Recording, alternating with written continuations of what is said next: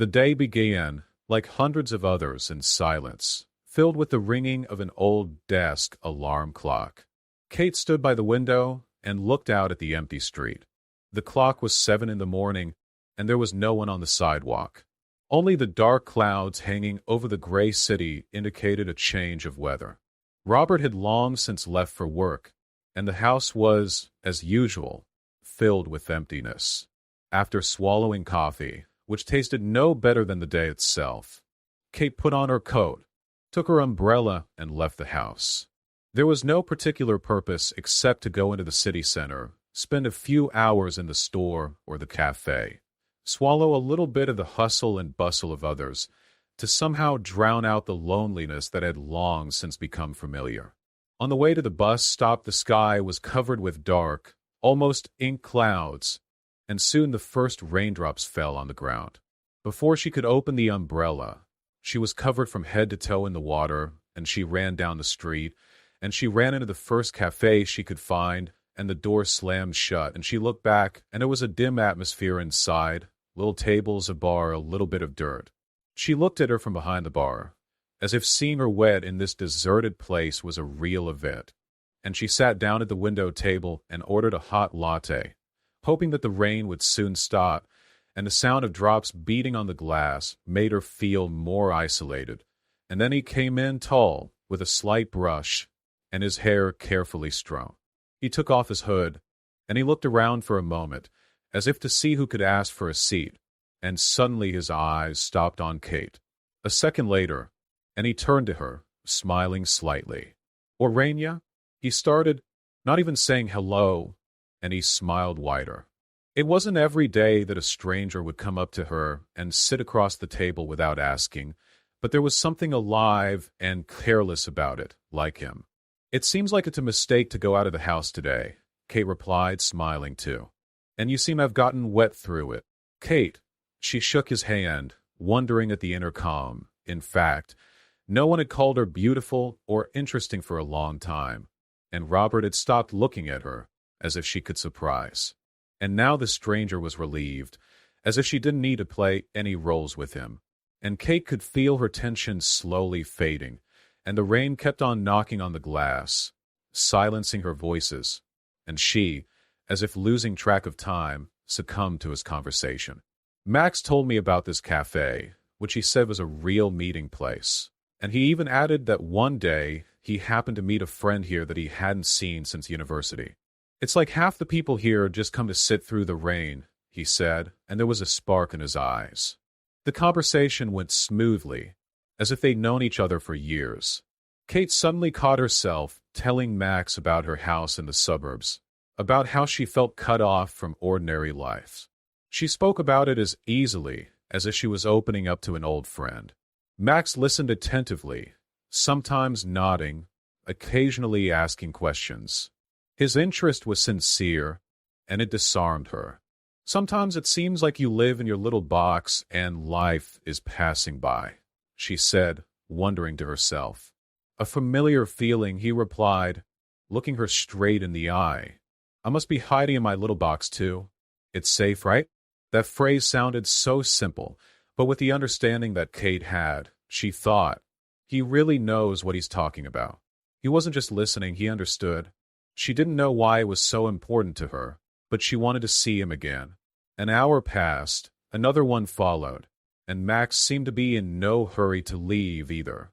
They sat next to each other, and it was as if they both knew that when they went outside, the moment of their meeting would fade away like a thought. But neither she nor he was in a hurry to leave the little cafe.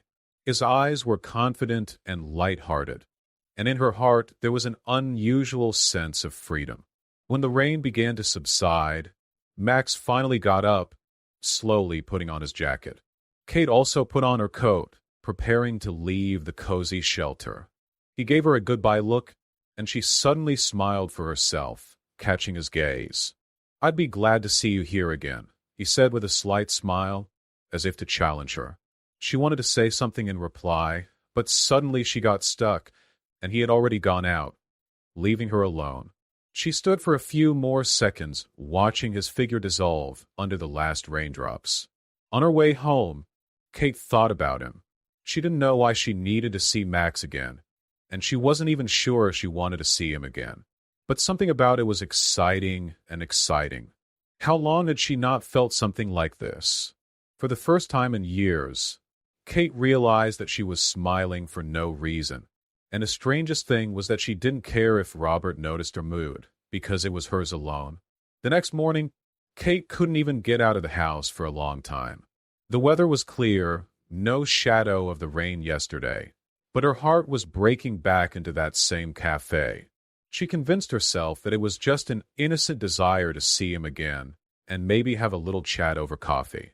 It didn't mean anything. At least she repeated it when she took her coat from the hanger, put it on, and went out the door. The bus took her to the center of town, where the usual noise and rush of the stream surrounded her as she slowly walked to the cafe. With each step, Kate became more and more aware of the strange sharpness of her desire. She not only wanted to see Max again, but also to feel the ease with which he allowed her to be herself. She felt like for the first time in years she was being heard and understood. When she opened the door of the cafe, her heart sank. She glanced inside. Max was gone. She felt a strange frustration, but she forced herself to get a coffee and take the same table by the window. As she drank the hot drink, the cafe slowly filled with people, and more her eyes were turned to the door. It was silly. She knew it, but she kept waiting, unable to leave. Half an hour passed, and Kate was about to leave when he appeared at the door. Max walked in, looked around the room, saw her, and smiled as if he was expecting to see her. "Kate, you're back," he said, stepping over to her table. "I'm beginning to suspect that the rain has brought us to the right place. I was just thinking, is this just a chance visit, or are we hiding from the sun?" Max smiled, comfortably sitting across the hall. "Let the sun shine," he said. "I've been looking for an excuse to leave the office lately, so the cafe is a great place to wait. Although, to be honest, I was hoping to see you again." Her heart stopped for a moment. Max kept his eyes on her, and there was more to that look than just curiosity. She felt a slight confusion, but quickly took it in her hands, hiding her smile behind a cup of coffee. "Well, then, we really were brought here by the rain," she replied with a playful note in her voice. Maybe it was a sign? Instead of answering, Max just nodded, and she was surprised that he seemed to understand her halfway. The silence was warm and understandable, as if they were discussing something that was taken for granted, something she hadn't felt for a long time.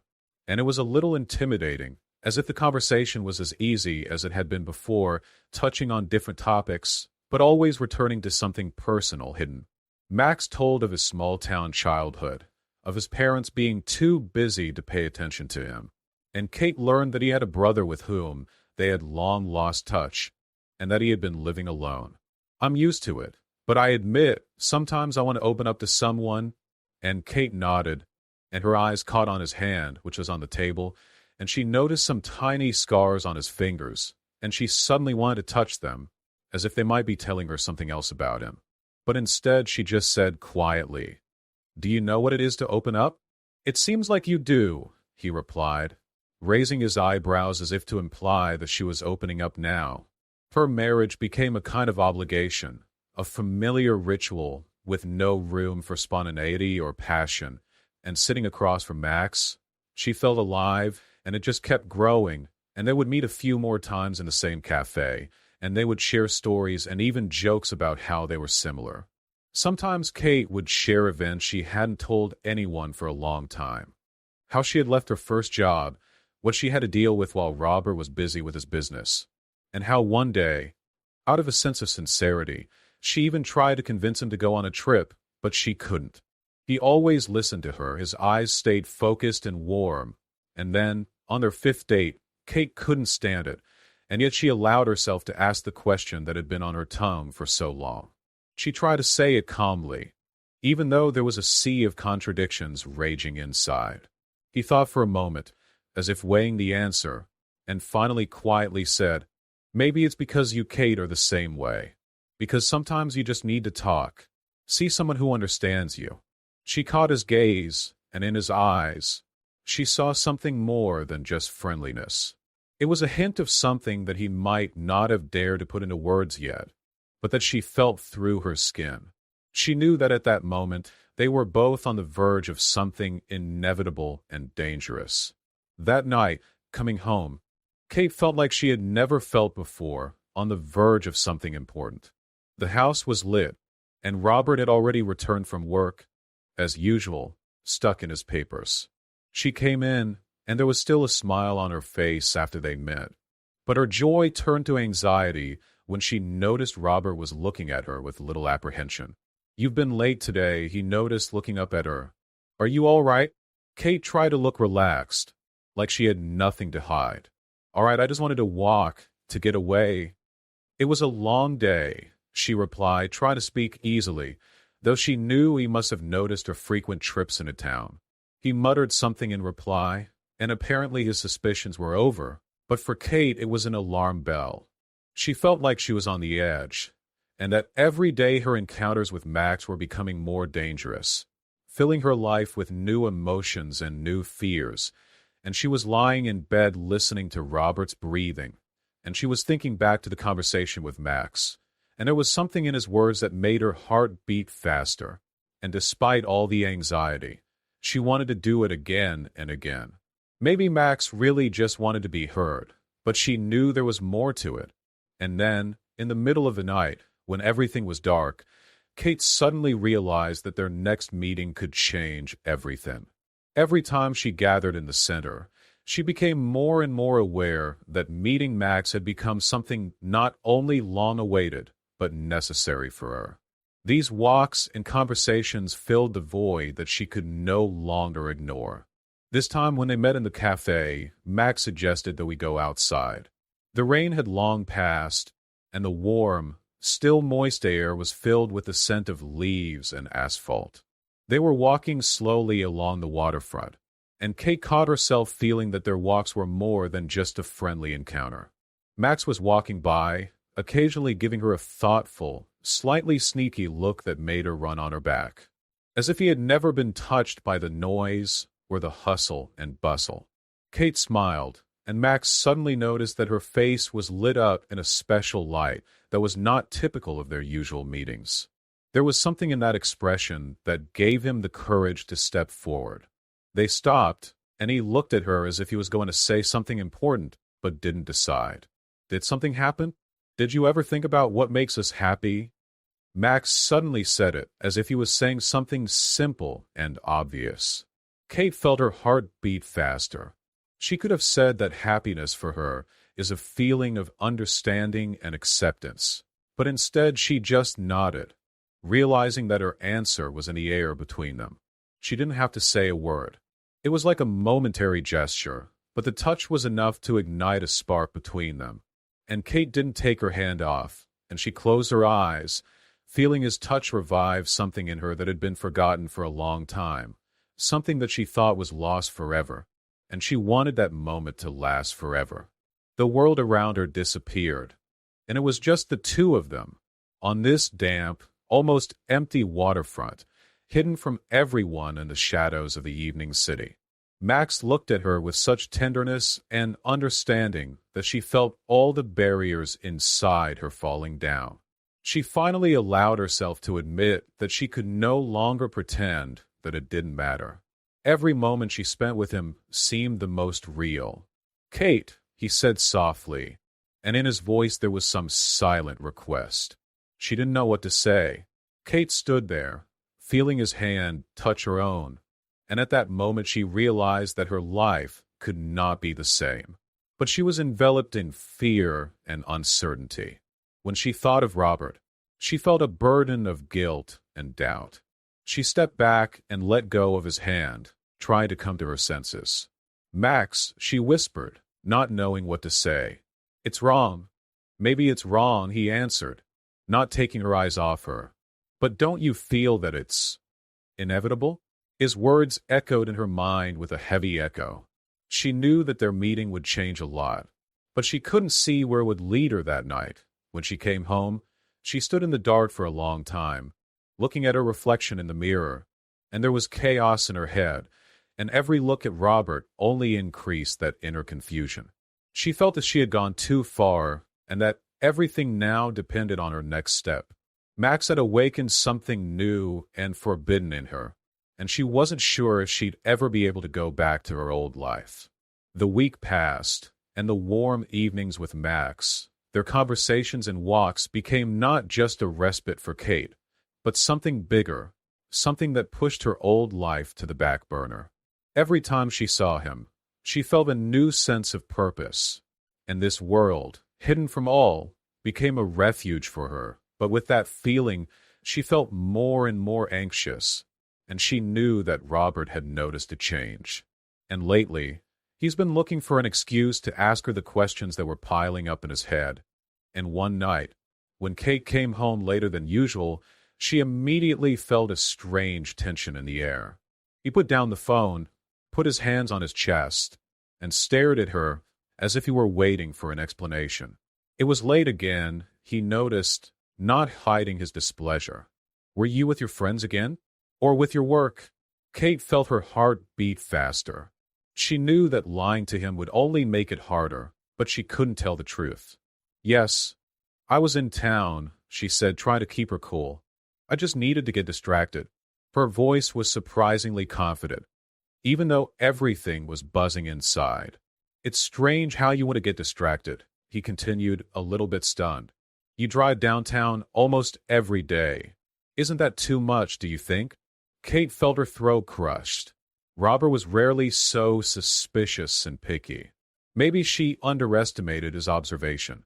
Or, rather, her actions finally became obvious. "Robert, are you really going to discuss this?" she asked, trying to get the situation under control. "Isn't it my right to do my own thing?" "Of course, it's your right," he replied sharply. "But something I can't remember is the last time you were away from home that long. You always had a certain routine, and now something has changed." Robert paused, and Kate felt his gaze studying her, trying to penetrate her mask. She tried to smile, hoping it would distract him. "Robert, I'm just a little bit more into other things, and if it bothers you—" "It bothers you," he interrupted her with a non-excusable expression. "So please tell me what's really going on." You know, Robert knew that it wasn't just random walks. Maybe he didn't know about Max yet, but his intuition was already signaling something important. Kate knew that it didn't make sense to back off, but admitting it would be tantamount to destroying everything to the core. "We haven't really spoken in a long time," she started, but he just sighed, not letting her talk. "But apparently you have other priorities now." And Kate felt a wave of anger rising inside her, but at the same time, it hurt, and Robert's words cut her, causing her to feel a painful sense of guilt, and she suddenly saw their relationship from the outside, routine, cold, as if they were apart. And for the first time in a long time, she felt sorry for not only herself, but for him. "Robert, I'm really sorry," she said, lowering her eyes. "Maybe I'm too involved in but believe me, that doesn't mean I don't appreciate what we have." Her words sounded too unconvincing. Robert kept looking at her, and his eyes reflected resentment and anger. He got up, walked around the room, and looked at the table as if he was going to say something else, but from the look on his face, he held back. "Okay, Kate, I'll leave it at that," he finally said, turning his back to her. "But believe me, I'm not blind. And if you really think that everything is okay, then maybe you just forgot what our life is like." He left the room, leaving her standing in silence. Her soul was filled with a sense of loss and longing. Robert didn't say much, but his words suggested that he would not settle down and seek answers. She knew that they were on the verge of death, and that any further move could be fatal. Later that night, Kate was sleepless for a long time, knowing that their secret meetings with Max would be revealed anyway. Robert was not a man who would simply forget suspicions, and she knew that he could find out the truth at any moment. The next day, Kate woke up with a faint sense of anxiety that was firmly entrenched inside her. A small kitchen lamp lit the room with a soft light, but the morning calm no longer brought her the comfort she had been accustomed to. Robert was sitting at the table, staring at the phone screen as if he hadn't noticed her presence. And perhaps it was worse than the suspicious look. Kate pretended to be fine, but she felt her heart begin to beat furiously. Their last quarrel hurt her more deeply than she could admit to herself. She tried not to look at Robert, not to notice his silent displeasure and barely noticeable coldness. Kate was finishing her breakfast, trying to relieve the tension, when Robert suddenly broke the silence. "Are you in town again today?" He threw it, without even looking up. The question sounded straightforward, without a shadow of interest, but Kate felt a sting. She realized that Robert was no longer trying to hide the suspicion and irritation that had been building up over the last few days. "Yes," she answered, trying to give a voice of confidence. "I'm meeting a friend." Her answer sounded too fast, too repetitive. She knew Robert would notice, but she kept on sticking to her position, because she had no choice. Robert didn't react, but his silence seemed much louder than any words. The day seemed heavy and tense. Kate met Max in their favorite cafe, and despite her best efforts, she couldn't hide her anxiety. Max, noticing her distraction, immediately tried to find out what had happened. "Is there a problem with Robert?" Kate nodded as she looked into the cup of coffee, as if he could tell her what to do next. She knew that every time they dated was a step towards a chasm from which there was no way out. But as she looked at Max, she realized that she could no longer just drop everything. She became more open than usual. "You began to suspect," she said, without taking her eyes off the cup. "He doesn't say it directly, but I can see it in his eyes. He understands everything." Max shrugged her hand, not wanting to let go, and his gesture spoke more than any words. He was hard to see her suffering, but he was well aware that sooner or later this moment would come. Maybe he was even waiting for him, realizing that they had no future until she made a choice. "Listen, why don't we stop hiding?" he offered quietly, as if reading her mind. "Kate, I can't be a secret to you anymore. Maybe it's time." His words, so quiet and so decisive, suddenly came down on her with all their weight. She looked away, feeling cornered, unable to find an answer, and Max sighed, let go of her hand, and kept quiet, as if given her time to digest his words. But inside Kate was growing a sense of panic. Perhaps it wasn't so much the fear of losing Max as the realization that her life was crumbling right in front of her. She nodded, not wanting to make any promises, but she knew she had to make a decision, no matter how painful it was.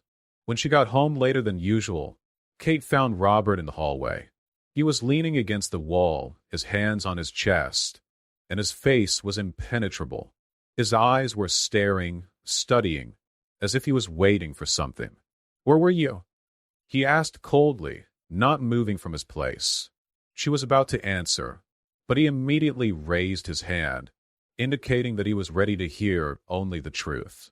"Kate, I know everything," he said in a flat voice, and there was no reproach or threat in his tone, only a cold calm. "I saw you with him. I wanted to tell you about this for a long time, but I waited for you to confess." Her breath caught. Robert really knew. He knew, and she couldn't hide or lie anymore. Kate could feel her face fill with pain. It was shame, it was something close to panic. But there was her husband, and he deserved an answer. "Kate, I don't think there's anything to explain. You betrayed me. You did it behind my back while I believed we were okay. And now you can't explain it?" Kate lowered her head, couldn't stand the sight of him. She made a step towards him, but Robert stepped back, as if his touch was now disgusting. "I didn't want to believe it," he continued, and his voice sounded as if it were from far away. "I tried not to notice your departures, your endless meetings. I thought maybe it was all in my head, maybe it was my own fears. But I was wrong." He turned away from her again, and this time there was something in his gaze that made her heart ache. He was full of disappointment, but more than anything he was full of hurt. "Why?" he asked, looking at her, and that was probably the most terrifying question. Kate didn't know what to say. She knew she loved Max, but she knew that her feelings for Robert were real. He was everything to her for many years, and she couldn't just leave him. But standing in front of him, she felt that their relationship would never be the same again.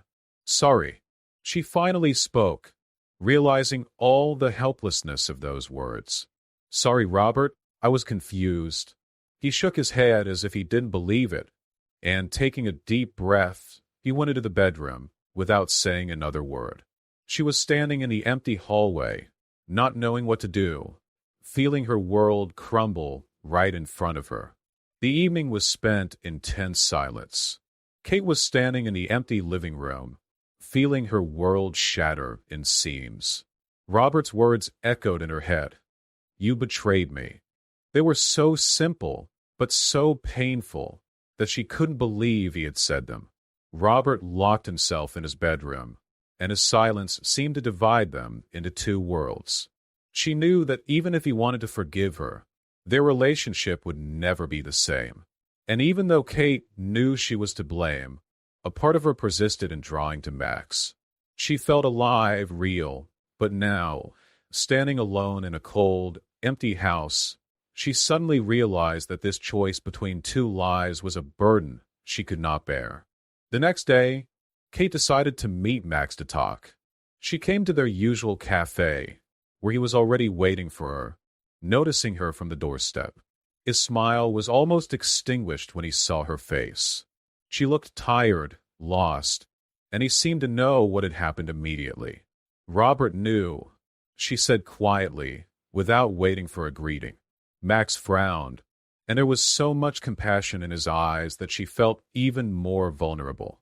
He took her hand, squeezed her fingers, tried to support, but Kate felt like she needed to say more, that she needed to put all the dots on the top. Max, I don't know if I can. Her voice trembled, and she sighed, picking words. I don't know if I can leave my family. Robert. He's certainly not perfect, but he's been a friend and a support for me for years. I'm not sure I'm ready to break everything we've had. He listened quietly, without interrupting her, though there was a hint of disappointment in his eyes. Max knew she couldn't just walk away from Robert, and deep down he'd known that for a long time. But it was hard to hear it out loud. I just want you to be happy, even if it's not me. Kate looked at him, not believing he could say that. There was so much self-denial and strength in his words that she was overwhelmed. She knew that Max felt something more for her than a fleeting crush, but his willingness to leave for her peace only compounded the pain. She realized she couldn't make a choice. She couldn't frame Robert or Max without destroying herself. Thank you, Max, she said, feeling a lonely tear rolling down her cheek. Thank you for being there for me, for listening to me when I didn't understand myself. He nodded, not answering, and her heart was broken when she realized that this might be their last meeting. She had to step back to figure out what she really wanted, and she said goodbye to Max, and their hands were untied, like they were finally breaking the bond that had bound them for so long. His face was tired, and there was a certain unshakable determination in his eyes that confused her. We need to talk, he began, and there was no shadow of the bitterness in his voice. I thought a lot about us, about what happened between us, and I realized that maybe we both got separated. You may have found someone who gave you what I couldn't give you, but I'm not the person I used to be either, and we both need to figure out what we want out of this life. And maybe that means we need to be apart. And those words pierced her like a knife, and she felt like it wasn't just a breakup, but a conscious, serious choice between two people who were once so close. But she knew that Robert was right. Their relationship was on the verge, and they both needed time to figure out if they could ever get back together. You're right, she said, trying to speak calmly, even though she was shaking inside. I think we both needed time and space to figure ourselves out. And maybe this would be a chance to start over, who knows? He just nodded, and there was understanding in his eyes. They sat in silence for a long time, and the silence was like their previous lives, full of meaning but empty.